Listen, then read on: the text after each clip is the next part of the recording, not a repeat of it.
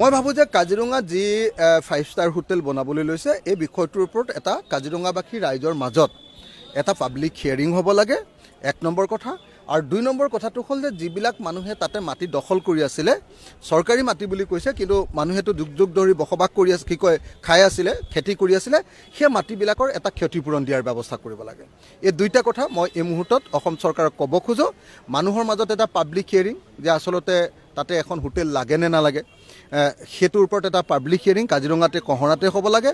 আৰু 2 নম্বৰ বস্তুটো হ'ব লাগে যে ইমিডিয়েটলি তাত যিবিলাক মানুহৰ খেতি কৰি আছিলে, সেই খেতি কৰা মানুহবিলাকৰ পৰা যিহেতু মাটিটো লৈ লৈছে, গতিকে খেতি কৰা মানুহবিলাকক এটা উপযুক্ত পৰিমাণৰ ক্ষতিপূৰণ দিয়াৰ ব্যৱস্থা কৰিব লাগে। মই ভাবোঁ যে কাজিৰঙা যি 5 ষ্টাৰ হোটেল বনাবলৈ লৈছে এই বিষয়টোৰ ওপৰত এটা কাজিৰঙাবাসী ৰাইজৰ মাজত এটা পাব্লিক হিয়াৰিং হ'ব লাগে, 1 নম্বৰ কথা। আৰু 2 নম্বৰ কথাটো হ'ল যে যিবিলাক মানুহে তাতে মাটি দখল কৰি আছিলে, চৰকাৰী মাটি বুলি কৈছে, কিন্তু মানুহেতো যুগ যুগ ধৰি বসবাস কৰি আছে, খাই আছিলে, খেতি কৰি আছিলে, সেই মাটিবিলাকৰ এটা ক্ষতিপূৰণ দিয়াৰ ব্যৱস্থা কৰিব লাগে। এই 2টা কথা মই এই মুহূৰ্তত অসম চৰকাৰক ক'ব খোজোঁ।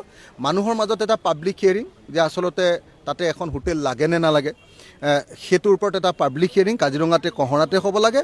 আৰু 2 নম্বৰ বস্তুটো হ'ব লাগে যে ইমিডিয়েটলি তাত যিবিলাক মানুহৰ খেতি কৰি আছিলে, সেই খেতি কৰা মানুহবিলাকৰ পৰা যিহেতু মাটিটো লৈ লৈছে, গতিকে খেতি কৰা মানুহবিলাকক এটা উপযুক্ত পৰিমাণৰ ক্ষতিপূৰণ দিয়াৰ ব্যৱস্থা কৰিব লাগে।